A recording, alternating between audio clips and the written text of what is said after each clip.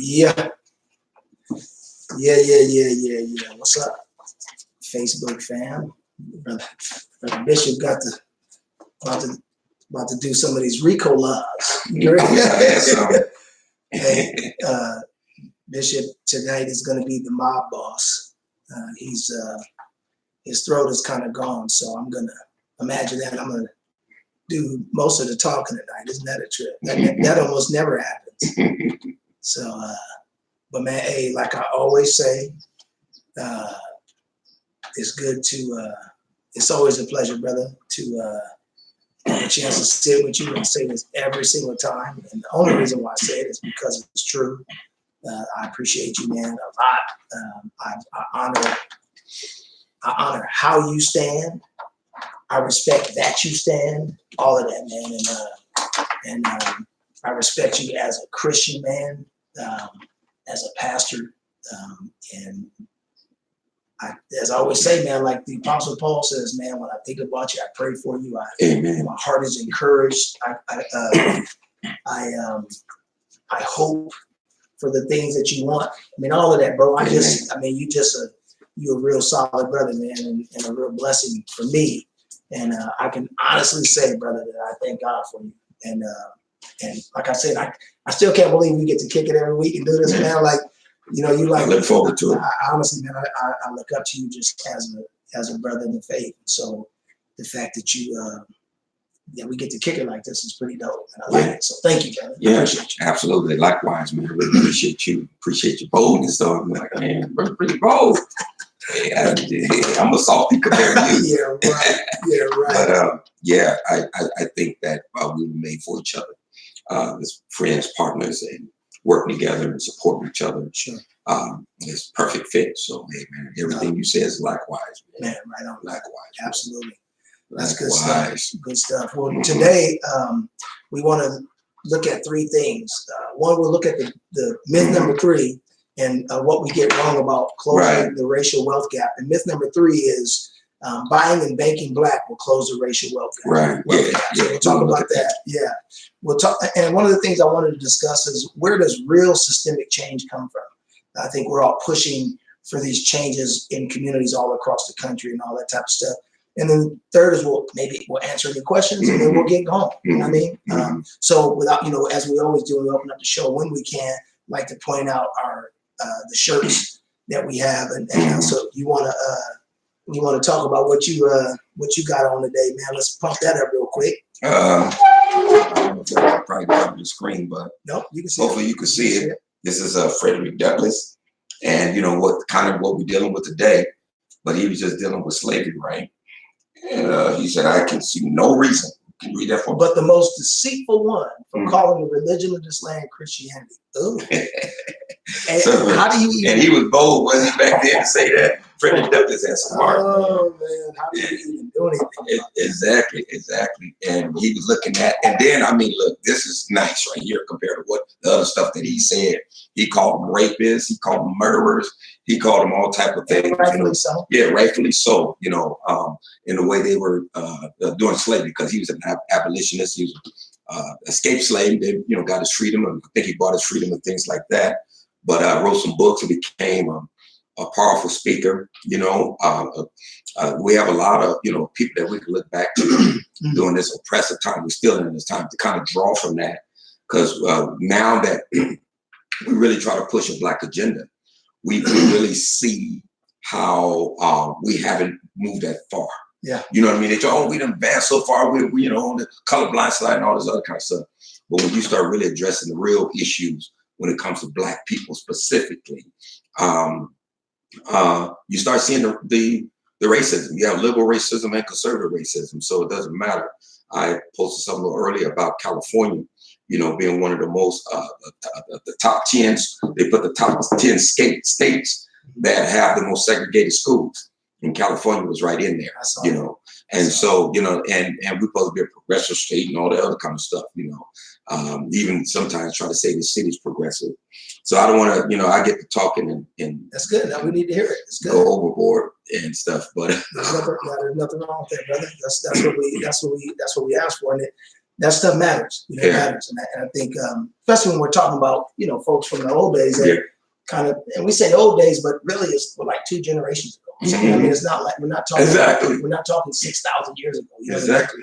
I'm representing the New Era Chicago shirt. They were established about 3 years ago. They're actually they're a parent or partner organization from New Era Detroit.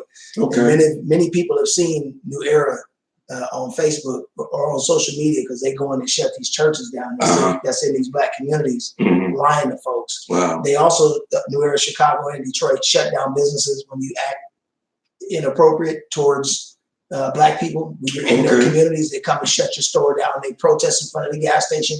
They block all the pumps and don't let nobody come in to get gas. They're not playing. Right. And I'll just read this real quick. It's about New Era Chicago. A community is not one without unity. New Era Chicago is committed to uniting our race with tactics never before used. We are dedicated to eliminating the separation between the Black older and younger generations, Black-owned businesses and Black consumers, and Blacks of different religious groups. As a chapter of the New Era Detroit, NEC, New Era Chicago, will implement the tactics and programs of the New Era Detroit with a Chicago twist. Chicago always got to put a twist on something. Both of them got a high population of Black Absolutely. folks, With the dedication and hustle only Chicago residents have, New Era Chicago will unify Chicago Blacks and further the empowerment of our people. So, what we've seen. That's what it's about. Too. Absolutely. So that's kind of what we've been talking about here is a focus for us that primarily deals with the focus of dealing with Black people. And it's very challenging to get Black people to understand, right? We can't force them. We're not monolithic, so we don't all think and do the same thing. But even when you look at the support that Vice President Biden has from Black people, they said like about 40-something%, and it's almost like, man, we're never going to learn. We're going to continue to be jerked around until we wake up and come together and vote together and things like that. We should be independent thinkers for sure, but why in the world would you get behind him just because of Obama and just because Obama Black don't mean he's for Black people? Right. Yeah. No. And we can. I mean, through the weeks and months. No, we're talking about that because I think there are some things that are hard pills to swallow. Yeah. For Black people, and one of them is don't touch Obama. Yeah. Obama is. Oh man. He was like a hero, and I think one of the. Sometimes I would go meet and I'll just be quiet, man. Cause if I say something, they just gonna be all over me. But I think the thing is, man, we have to get real about the facts. Exactly. And really about what's really going on. Like, Obama was only the first Black president. He's not ADOS. His family's not. He's against reparations. He didn't do much for which is something we should talk about. One is we've been going through this probably about maybe about 2 months ago now. 3. I don't know. Was it been 2.5 months? 2 months maybe. You talked to me about ADOS. I don't know if I think I saw a tweet. I think you tweeted something. And you asked me to talk about it. Yeah. Yeah, and I was like, what? Like. What is it? You know what I'm saying? And you wore a shirt. And I was like, this brother's really into it. So anything that you're into, I'm like, what is this? You know what I mean? And so when you told me, I went and did some research myself. Yeah. And I found that brother Antonio Moore, Tone Talks, and he does a podcast. I think he probably got 50 or 60 podcasts already on ADOS related subjects. Right. Everything from the wealthy to is Black wealth going to do away with the church? And I've listened to every single one of his podcasts, brother. Like in the last however long it's been. You know better than me. and I started listening to Yvette Carnell from Breaking Brown. So Breaking Brown and Tone Talks, and they lead the discussion in the American Descendants of Slavery. Yeah. And the reason why we see this whole concept of ADOS in the public square in the presidential race is because of these two. They really kind of brought it out. And understanding some of the numbers that Antonio talks about concerning how many people are actually in this movement. Right. When he does his Facebook Live, bro, when he does his YouTube show, that brother be having like 2,000 people in the box. He got 2,000 people. At the end of whenever it end up being about 20, 25,000 folks. Bro, man. And so, it's incredible. And both of them are like that, They got a conference coming up October 4th. I see that. I want to say Kentucky. I can't remember where they Indian. Yeah, it's where that Pastor Kevin. Simmons from Simmons College. Yeah. Which is an HBCU. Yeah. And I think it's in Louisville, Kentucky. Yeah. And so I got a friend down there too, Bishop. Yeah, and they got so they're down there. They're going to do this conference down there, and it's already sold out. 1,500 tickets. And watch it live stream. So hopefully we can. It's going to be incredible. I wish that we could have went, but anyway. So we've been sort of looking through this. I think it's fair to say neither one of us are an expert in any of what they're talking about. Even when we read this report, we're going to leave certain things out. But what I feel like is important, since like I think what both of us think is important because we talk about it all the time, but is that we begin to discuss this stuff. Exactly. And talk about what and to get people interested to go themselves and take a look at it. So and let me just say that in regards to ADOS, yeah, there's a lot of negativity out there, saying that we're divisive, from the perspective of want to split national split vote, even though that's not Antonio been pushing that as far as don't vote for someone if they don't have a Black agenda. But Tariq Nasheed is, who that's how I really, through Tariq and Roland's how I really found out about ADOS, because they were debating it. Okay. And on opposite sides, Tariq was supporting it, Roland wasn't, and that made me look into it. And that led me to Antonio and Yvette. But they say we're divisive, with the immigration issue. They say we're divisive with the vote. If you don't have Black agenda, we ain't gonna vote for you, things like that. So there's a lot of that out there.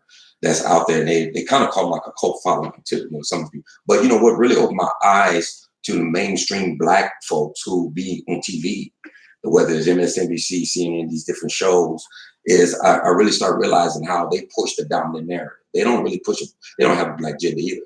And they push the dominant narrative. They're strictly for Democrats. Democrats care nothing about Black folks. They'll mention us. And they're not, let me just say, there's some that probably will try to do something for Black people. But as a whole and as an institution, they don't really care about Black folks. You know what I mean? If they did, they'd be looking at reparations, right? That's a true test to see where you really stand. Because, when you talk about specific claim, specific righteous justice claim, reparations is one of those specific justice claims. We have a real claim here. And so whatever channel you turn it on, they'll talk about immigration. They'll talk about getting policies and everything for it. You heard one of the Venus Serena, what's their last name? The Williams sisters. The Williams sisters. You heard one of them come out talk about women. They making millions of dollars and talking about them not getting equity pay and things like that and so on. But you don't hear none of these people talking about us that's down here on the grassroots level, us down here that is really struggling, every day just to pay our bills and keep food on the table, wondering how we're going to make it. They got millions and want to talk about equity. Why don't you talk about reparations? Why don't you talk about something that's going to repair the damage that has been done to the Black community? And so these folks, I think a lot of times they're just following the narrative that's been presented to them and that works for them. Whether you look at Joyce Reid, Roland Martin, all those guys, you start seeing like these guys try to address Black issues like they care about, but they push Black issues that only will be in line with the dominant narrative and dominant society. Let me ask you. And I agree with what you said. Do you think that it's wrong to talk about pay issues for women and these other issues? So do you think that it's okay to talk about those things? I mean, because you say like this, the Williams sisters talk about equal pay amongst it, but isn't that is an issue though, right?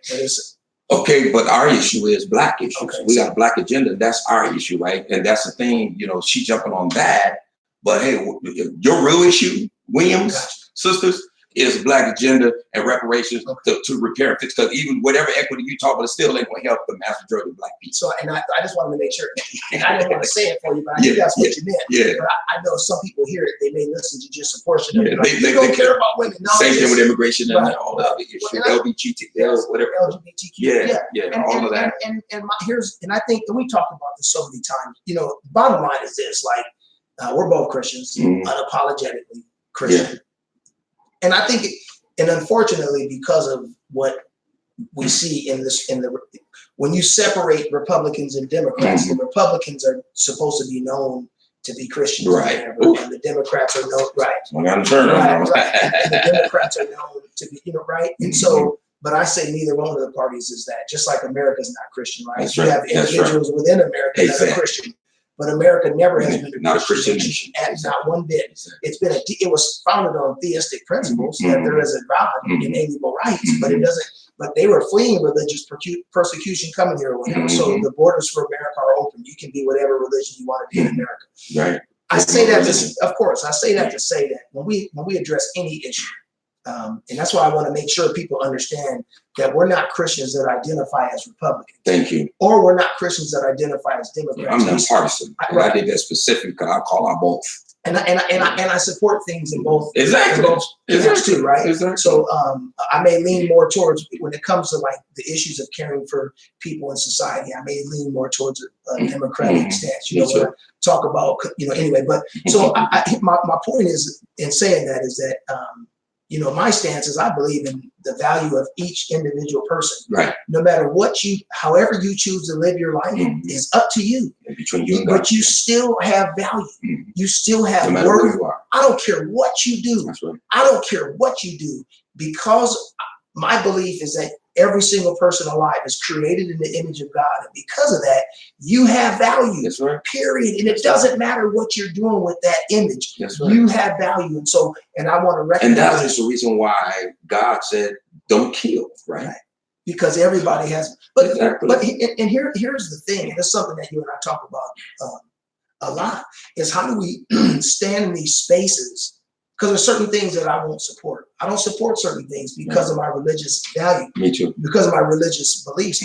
How do we stand in this space and deal with some of these things that happen as Christians that are operating in this justice space, trying to recognize that the motive for the actions that we take are, and I say we a lot because I don't want to speak like I'm just talking for myself. We agree on these issues. That's why in these particular ones, I feel like I can speak for us, but speak for you as well as me. But that because we're Christians and believe this, that we believe that standing in the gap for these folks that don't have a voice is a very godly and necessary thing for us to do. You know what I mean? So make no mistake about it. But in that, there'll be some things that we're not going to support.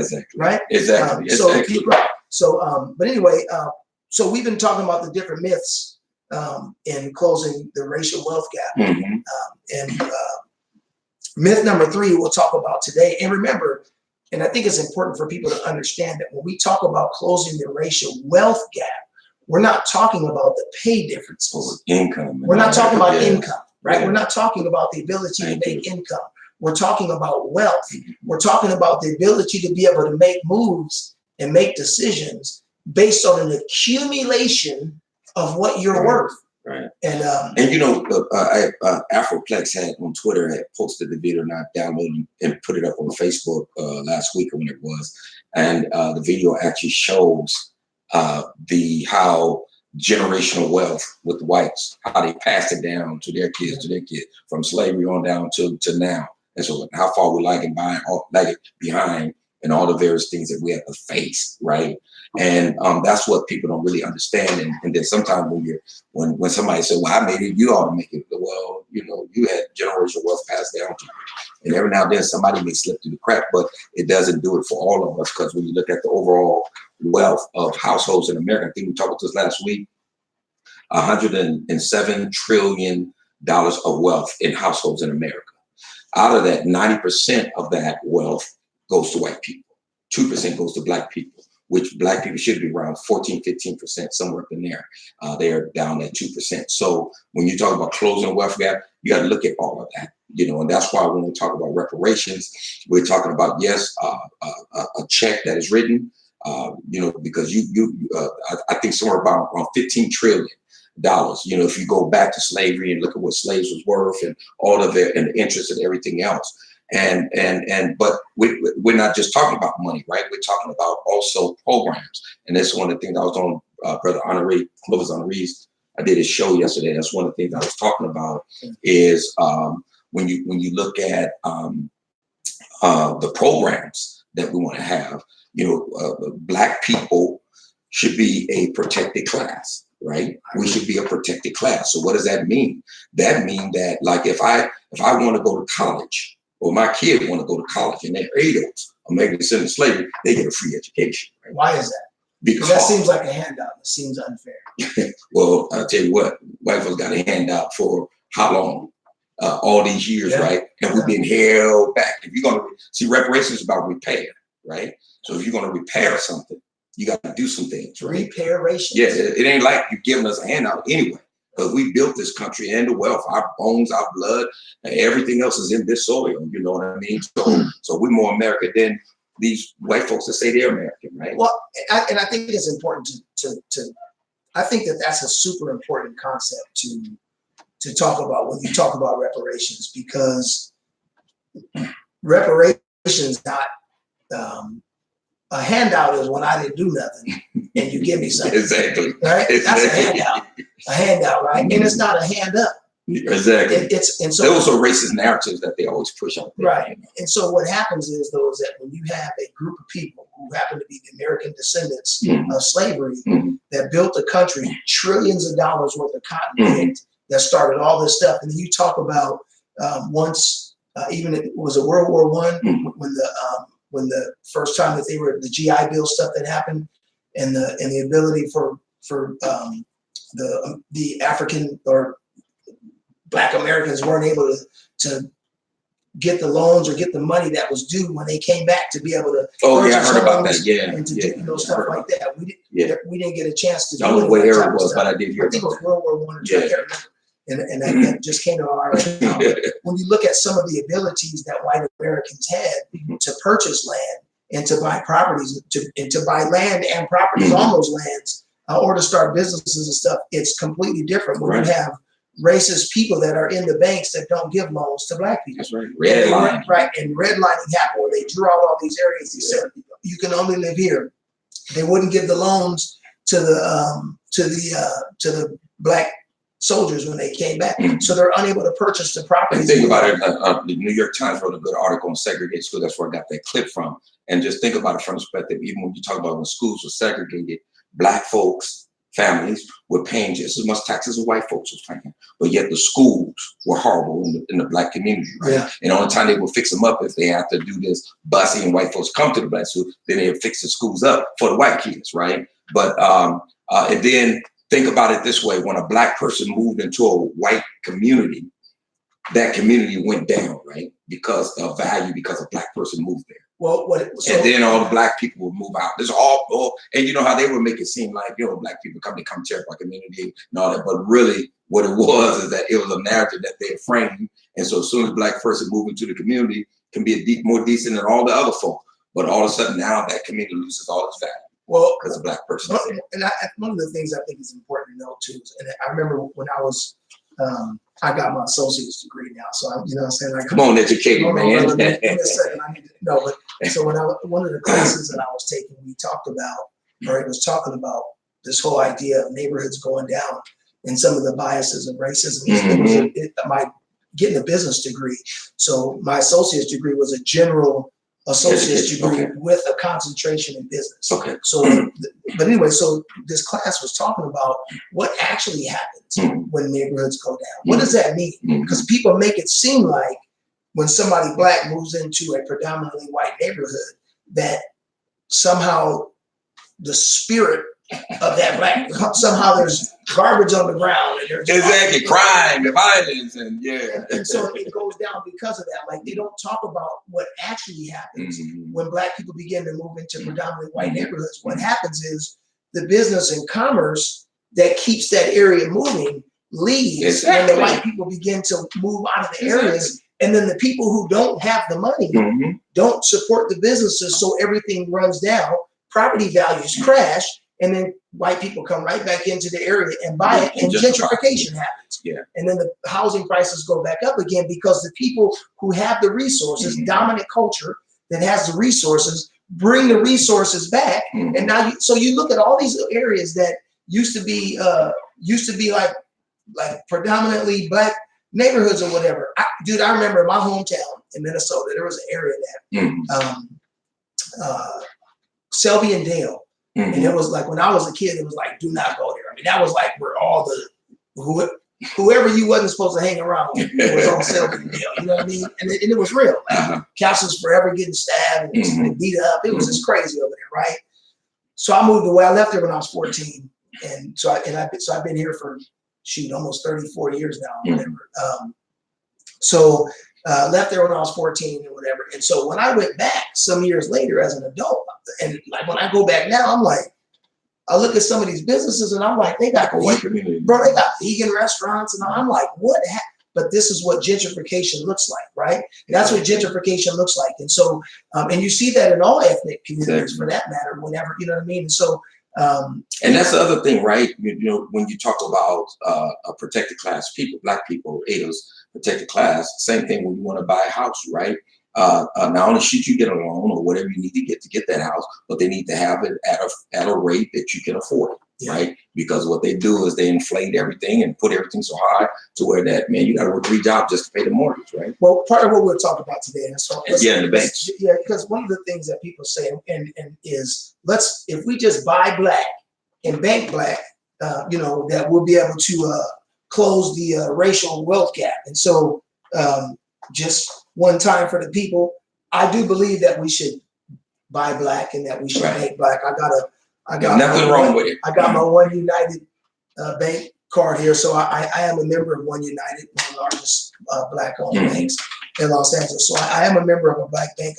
I started doing that when the hashtag Bank Black movement began last year.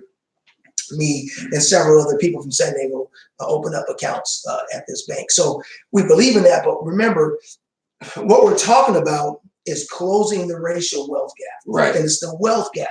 We're not talking about the ability to make money. We're talking about real wealth and how do you get real wealth. And so one of the things that this report talks about is it begins this particular section saying when Dr. King was in his 1968 speech, I've been to the mountaintop. They said Dr. King called for a bank-in movement to assert Black independence. King called on his followers to strengthen Black institutions by taking your money out of the banks downtown and deposit your money in Tri-State Bank, a Black-owned bank. This idea that buying and banking from Black-owned businesses will empower the Black community and close the racial wealth gap has been widely embraced historically by a diverse array of Americans, including Booker T. Washington, Marcus Garvey, Richard Nixon, and recently by the hashtag Bank Black movement, and that's where I opened up my bank account with that. So from this perspective, if only Black consumers would invest in their own communities, turning inward for solutions to their economic woes rather than asking the state for a handout, they would become economically self-sufficient and eventually thrive. After all, the premise works as follows. So they say, a group with a low profile of achievement does not have to persuade members of the dominant group to embrace policies to repair the outgroup that may impose costs on the dominant group. Everything ultimately can be solved internally with the right amount of spit and polish. So in other words, it's saying this group that is completely left behind doesn't need any help from the outside, from the dominant culture or whatever that creates all the rules or whatever. Just, you know, do it. We can have our stuff. Yes. And it talks about rather than so the pushback to this is that instead of creating an inclusive and just economy that doesn't greatly disadvantage a group solely based on their race, politicians across the aisle embrace the ideas of buying and banking Black. In 1968, the same year King called for a bank in, none other than presidential hopeful Richard Nixon came out endorsing Black capitalism. Yeah, get on out of here. Yeah. So in his speech, Nixon said this. We see what happened with our schools when they segregated that, right? Man, well, here's what Nixon said. Instead of government jobs, government housing, government welfare, let government use its tax and credit policies to enlist in this battle against poverty, the greatest engine of progress ever developed in the history of man, American private enterprise. And so, but the problem, and so it sounds good, right? It sounds good, but the gist of this article right here, the gist of this is that the bottom line is,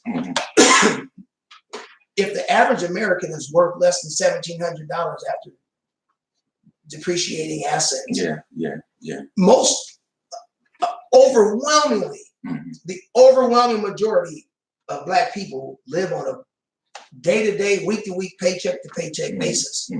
How do banks accumulate wealth? How do banks start off, right? And I think if we don't understand that, it's, if you get 1,000 people to put their money in the Black bank, 90% of those, 900 of those 1,000 people aren't going to have a large amount of money in the bank. 90% of them are going to have $50, $60 or whatever in the bank. How many Black people do you know that have $10,000, $12,000 in the bank or whatever that's just liquid sitting there that's not needed on a regular basis? How many people have that? And it's not many. Not many do. And so, and that's because wealth in the Black community is non-existent. Wealth allows you to take and leave a larger amount of money in the bank or whatever to be able to accumulate that interest, not just for yourself, but the bank takes those assets that you put into there and they use those assets to borrow out to other people. So they pay us 2%, but they're making 100 times that when they loan it out, right? So imagine I put $1,000 in, I'm getting, maybe $10 a month or whatever, if that, on my money, but they're taking that 900, they're taking 800 of that dollars and they're loaning it out to somebody else to purchase a car and charging that person 6%, or they're assuming somebody's school debt or whatever. They're doing something or credit card debt for 28% interest. So they're making all this money on top of our money. But if our banks don't have the lump sums of money sitting in the accounts, and banks can't borrow outside of money that they don't have. And when they do that, because remember, people go into their banks, you'll see that they're FDIC insured, right? I think 250. Depending on the bank, right? And so there's certain banks, so the Federal Reserve, certain banks that belong to the Federal Reserve System or whatever, which is independent of the government. The Federal Reserve is not a government agency. Those are private banks, right? And I think it was 1913, the Federal Reserve was started to bring some, or 1800s. I can't remember when the Federal Reserve was created, but it was created because when gold was being used as a primary means, and people would lose their money or things would happen, and the banks would, anyway, something would happen to someone's money, it wouldn't be there. So that's where this insurance came from. So there's a bunch of banks that belong to the Federal Reserve. And so the Federal Reserve is able to borrow banks money based on their amount of assets that go out, right? So let's just say you have $20,000 in the bank right now. Me and you both have 20,000, and we go to the bank and say, I got a problem with how y'all doing the stuff you're doing. I want my money back today. Give me my 20,000. They may not be able to give you your 20,000 right now. Why? Because your 20,000 might be loaned out to somebody. And that happened to people who've been on the news and talked about that. Like, they won't even give me all my money. They told me I gotta wait. They can give me so much today. And because that money's borrowed out, and so they have to borrow from the Federal Reserve to be able to keep themselves up, because there's only a certain amount of money that they're able to borrow. My point is that if you don't have high wealth individuals banking at these banks, putting in large enough sums of money, those banks don't have the ability to loan out the amount of money to get the 20%, 10%, 18% from all the other people. Because think about this, if you don't have the people to put the large sums of money in, if you just start off not having those, where are the people in there that are going to be able to borrow that money out as well? Because we don't have a whole lot of people that are able to purchase homes and stuff like that in the Black community, because the racial wealth gap is so vast, because a majority of the land and property is owned by white people that was purchased back when Black people couldn't buy land and stuff like that. So when people say pull yourselves up by your own bootstraps, this is another realistic way that doesn't make sense. Like, we've been closed out of the ability to be able to accumulate wealth. Yes, we have Black people that have good jobs. We do. And a lot of wealth. Yes, there are some Black people that have a lot of wealth, but it ain't nearly what people think that it is or whatever. So if we want to take our money and put it in the Black banks, we don't have the amount of money and we don't have the amount of people with the capital big enough to leave it in there long enough to see all this money. So absolutely. So let's look at real quick. So what is the state of Black business? So let's talk about buying Black. Right, supporting Black business. What is the state of Black business in the United States? A recent report by the Association for Enterprise Opportunity indicates that 2.5 million U.S. Black-owned businesses only generate 150 billion in revenue. 2.5 million U.S. Black-owned businesses. That's how much they generate 150 billion in revenue.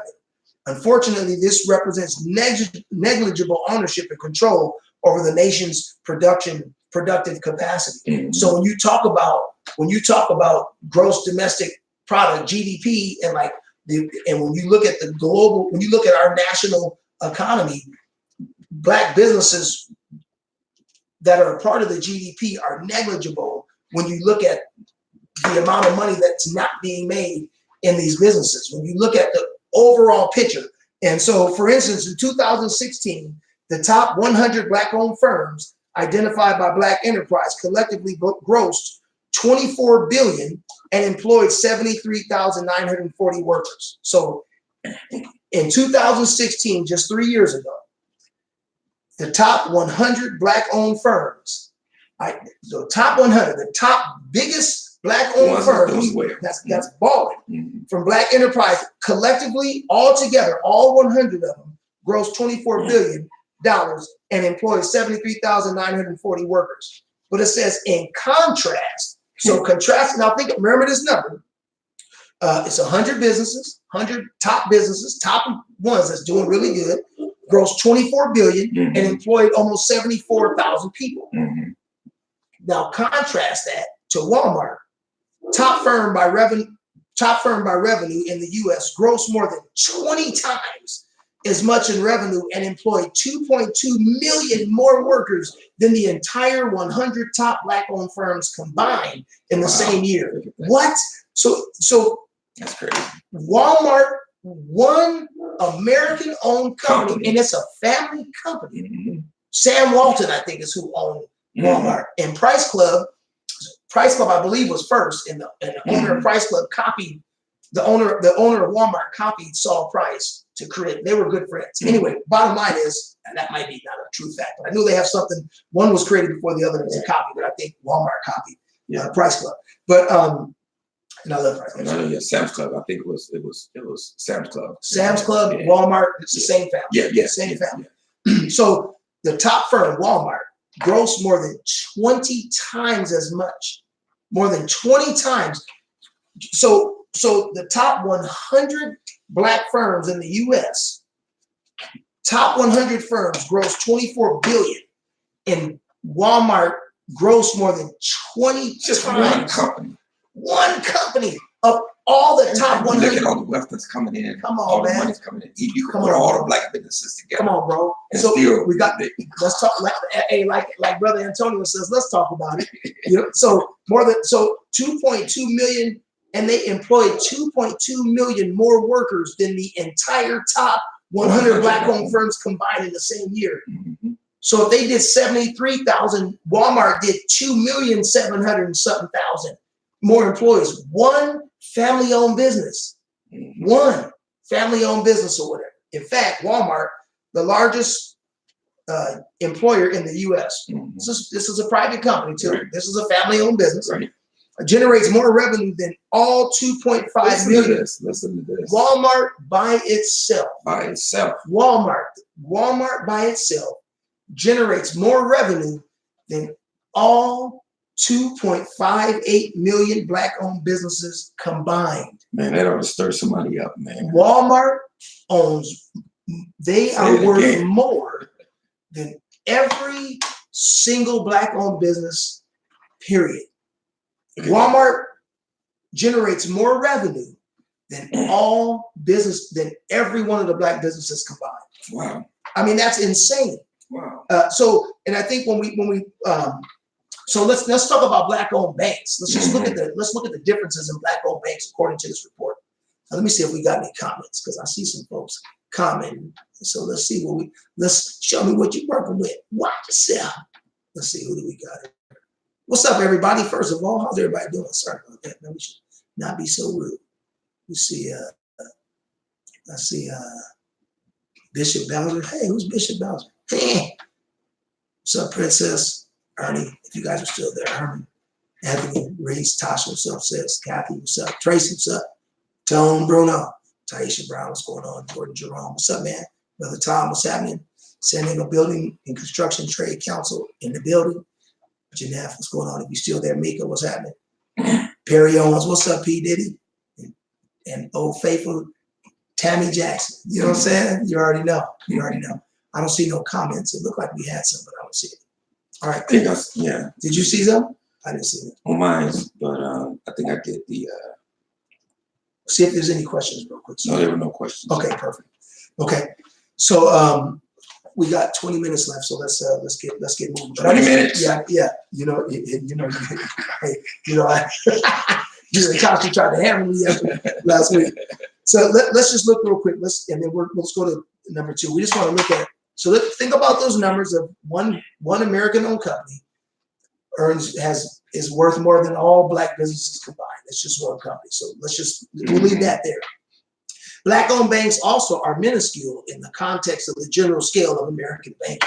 So when you look at American banking, generally speaking, Black-owned banks are minuscule compared to that. So when you say, let's just put our money in Black banks, there's a reason why, right? So the largest 5 Black-owned banks recently were estimated to have assets totaling $2.3 billion.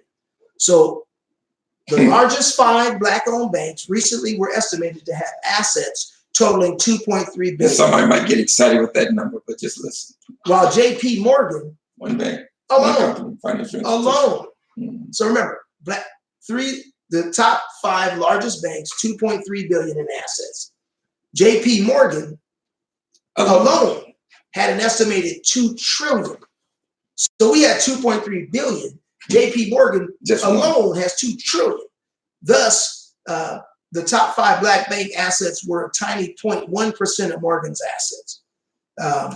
So what this is saying is that Black-owned banks, they lack the capacity to produce wide and substantial increase in Black wealth. Even if they were to double, triple, or quadruple their assets, Black banks would not be major players on the American economic landscape, never mind the global landscape. Moreover, since Black wealth is so low in the first place, it's a mere fantasy to anticipate that the existing Black consumer base could build a Black-owned equivalent. So we don't have enough wealth. We don't have enough accumulative wealth to generate what J.P. Morgan had. We don't even have enough to do that. But even if we all bank Black, we don't have enough. There's just not enough wealth. And that's what people need to understand. There is not enough wealth. There's not enough wealth. There's not enough wealth at all. And that's what we're talking about. We're not talking about having a $150,000 job. We're talking about being worth millions in assets. And we just don't have it like that. We just don't have it like that. So, but let's. So I wish we could do more, but we can't. I think it's important for us, and you can Google what we get wrong about closing the racial wealth gap. It's a real report.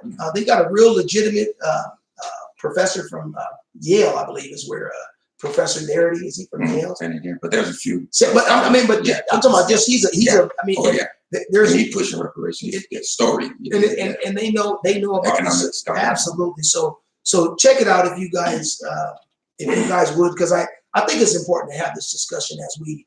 I think it's important that we have these discussions and be informed, so that when they say that, you're being divisive, and that you guys need to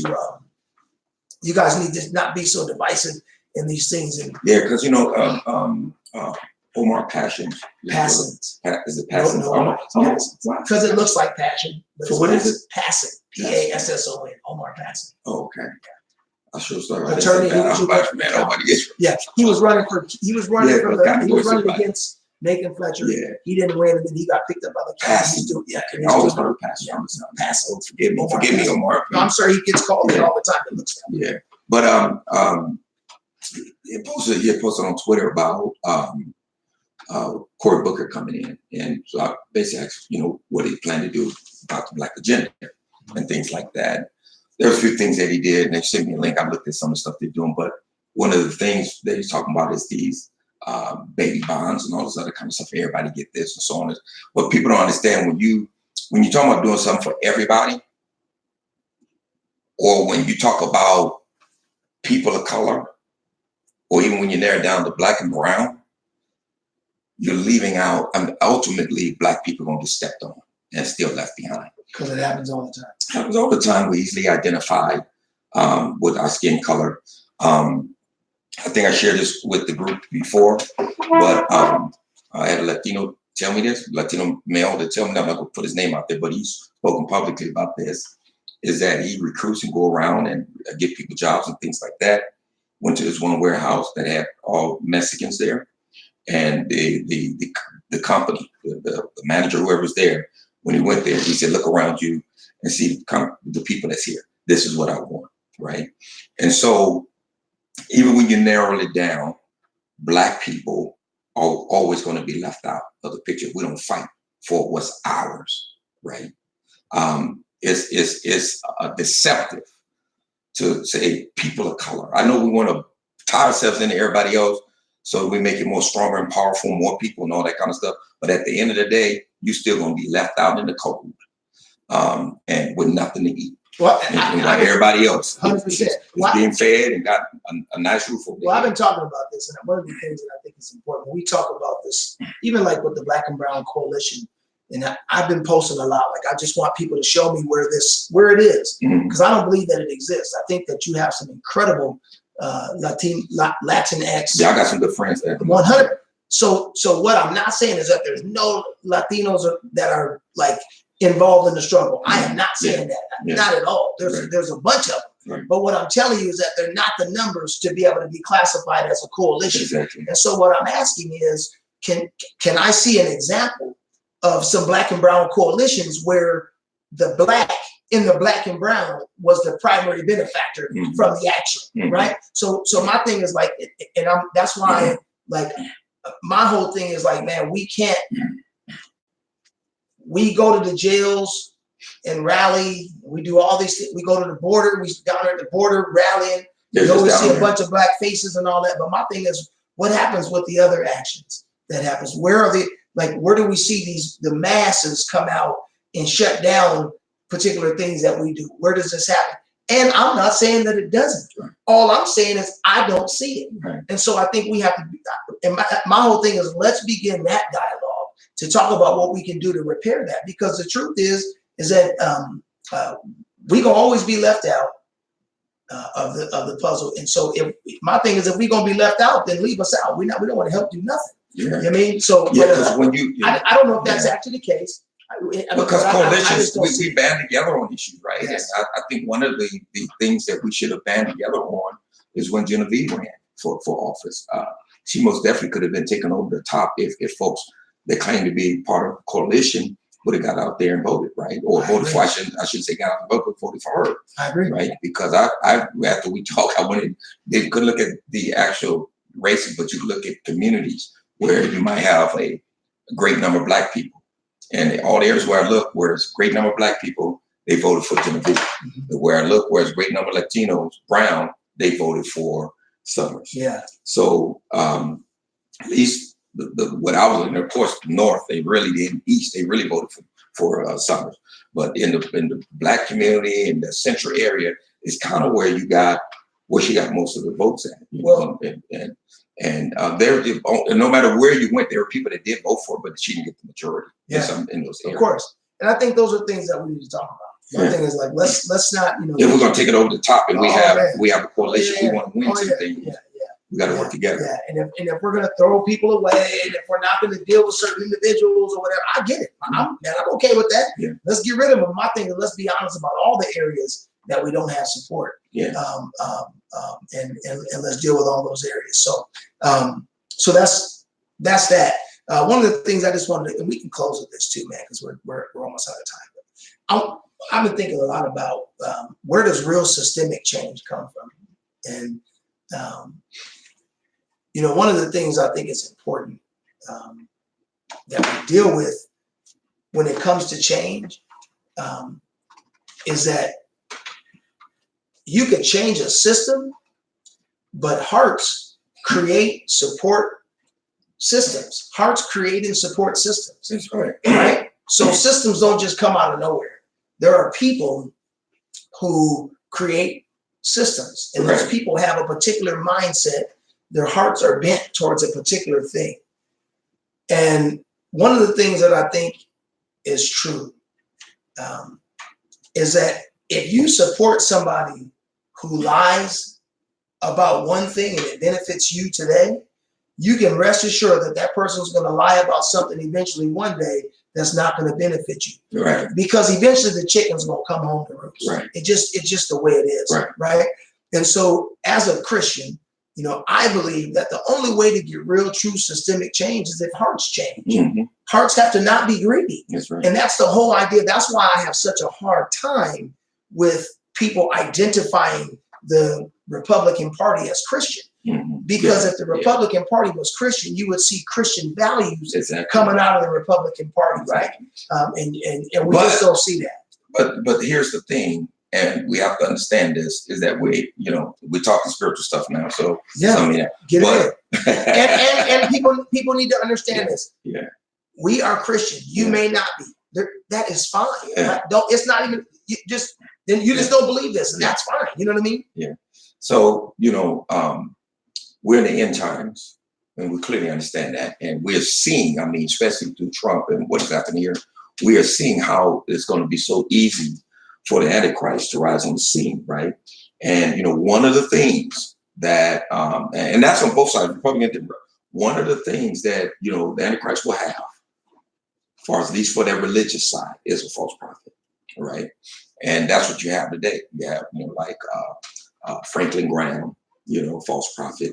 I forget the Jeffries, whatever his name is in Texas. Jeffries, false prophet. Paula White, false prophet. You have all these false prophets that standing with him to support him to the Christian word, and so on, to say, hey, look, he's legitimate. They legitimize that, right? And that's one of the things that I preached on once, theology of the empire, right? Because what ended up happening is, even when you go back to slavery, theology of the empire, which is, I can see no reason but the most deceitful one for calling the religion of America Christianity. Mm-hmm. But that it became that, right? And the theology of the empire is racist. The theology of the empire is built on like what I like to say, racial capitalism. It's responsible for slavery, responsible for black coal, convict leasing, segregation, mass incarceration, even lynches. These so-called Christians would get their little lunch basket and be happy and on their way to the park where they get ready to lynch somebody, right? Lynch a brother. And they'd be there laughing and talking and taking pictures, cutting limbs off for souvenirs and stuff of a black person. And these were so-called Christians, right? These are the same ones that Trump is appointing to the Supreme Court, and they're the ones that have perpetuated mass incarceration, right? And they don't care nothing about black people. That's why they empower police, right? And empower the laws of the police to give them the right to come into our communities and continue to do what they do. And so it's systemic. And I think you're absolutely right. You have to change hearts to change systems.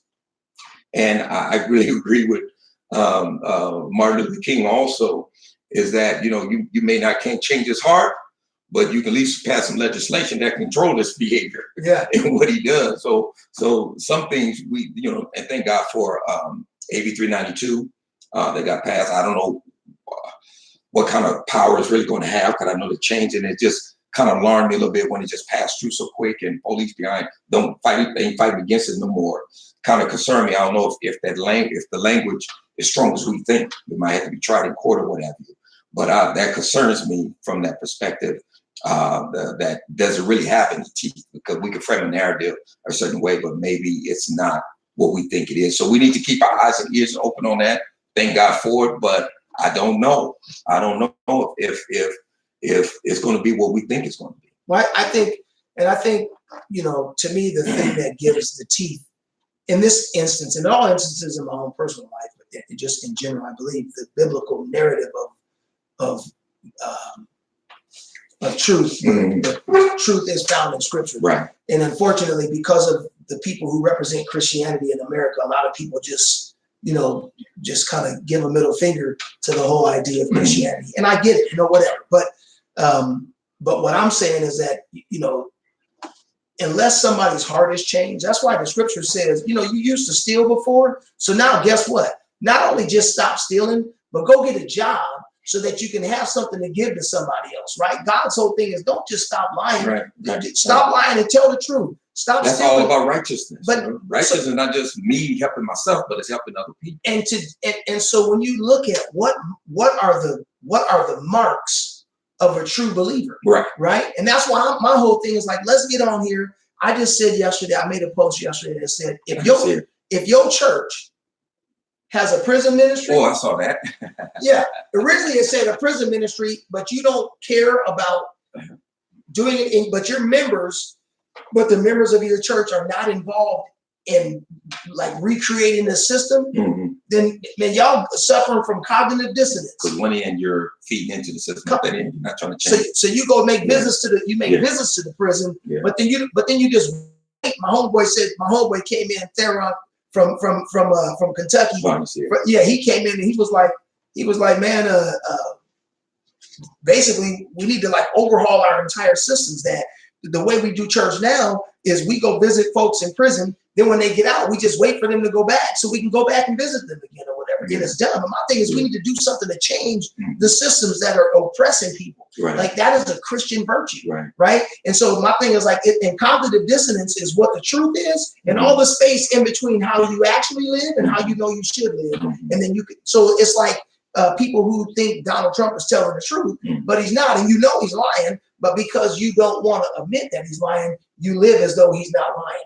And that space between what you know is right and how you're actually living, that space is called cognitive dissonance. And that, I think a lot of that has to do with, because like people like us are not brainwashed, you know, and what I mean by that is not by Democratic Party or Republican Party. We're objective. We can step back and look at something, look at our principles that we have and make a call on it.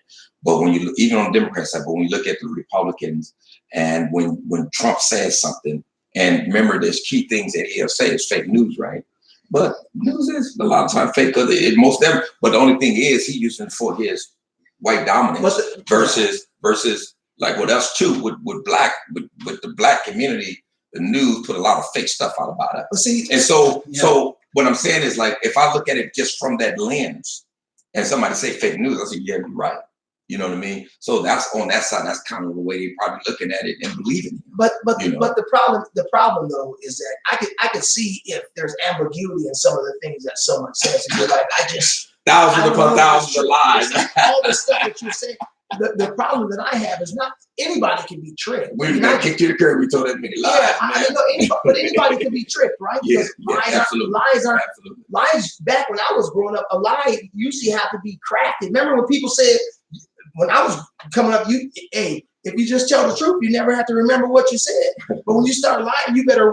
But he don't even have to remember. Yeah, he says things, and the people that follow him believe him regardless. And so when you talk about godlessness, people that really sit on the Republican side that criticize Democrats to say that they demonize they demonize the Democrats. The truth is that at least a lot of people on the Democrat side says we don't believe in any type of truth. We don't care. But the Republicans are holding up this banner. Right. I'm saying in general, Republicans in general, values, as the morally, you know, as the I was going to say denomination. Republicans might be, they might as well become a denomination, but they're supposed to be the party that is supposed to be so righteous. But yet, what you're known for is supporting a president, aka your savior, that lies, and you don't even fact check his lies because you don't need to, because everybody else fact checks, but you continue to believe it.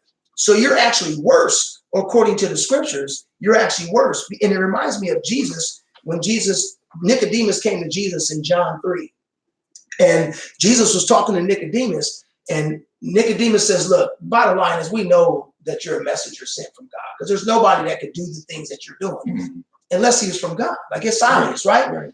So Jesus ends up telling him, and that's where we get the world famous verse that everybody knows, John 3:16, right? For God so loved the world that he gave his only begotten son, that whosoever believeth in him would not perish, but would have everlasting life, right? But so what Jesus actually tells him is that, yes, but Jesus didn't come into the world to condemn the world, but that the world through him might be saved. And the whole point and the crux of that to me was Jesus says, the fact that you know the truth, but you refuse to come to the truth, shows that you love your darkness, and that's a condemnation towards you. So it's better for you not to do that. And so the Democrats are the one, and we're just talking two-party system here, being, the godless Democrats, as they say, and these holy Republicans, as they say. Well, I'm just using those two. So you have the Republicans saying that we're the righteous ones, and the Democrats are the unrighteous ones. But biblically speaking, the Democrats are actually better than the Republicans, because they're the ones that aren't trying to uphold the fact that they're so righteous. They're like, we know we ain't that. And Jesus says the one who knows to do and doesn't do is the one that God is going to beat in the judgment. You're going to get whipped with many stripes, because you know. And that's what Jesus told Nicodemus, that you don't come to the light because you don't want your evil deeds to be exposed. That's the reason. That's the reason why people lie. People lie and continue to lie. Donald Trump continues to lie because Jesus says he doesn't want the truth to come out. And people who believe those lies don't want the truth to come out. So don't tell me that Republicans are the Christian party and all that. That's a bunch of garbage. Jesus doesn't belong to a political party. He belongs to an ideology, which is truth, which is righteousness, and that's what God stands for. And so hopefully, we, somehow in the work that we do and the things that we stand for, that God will see us as people that he can be proud of when it's all said and done. And that we won't be known, that we're going to be in it right now. That we won't be known as Republicans or Democrats. That will be known as those that love God. So anyway, y'all, thanks for joining us. Tammy says Christianity was used to oppress, control, and take possession, master the name of love. Systems are designed to continue that control. We agree. True Christianity would never do that. True Christianity does not believe in oppression. It's really about love. It's not master love. True Christianity doesn't do that. It doesn't oppress. It actually sets people free. It doesn't control. It actually liberates people. Being a Christian, there's a lot of autonomy in Christianity. The way of God is very dynamic. God's not static. But this is not a Bible lesson. This is just something I want to kind of end with. We love you all. Thanks for being here. Before the bishop coughs all over the microphone and we're going to be perpetually sick, we're going to sign out. We love you. Take care.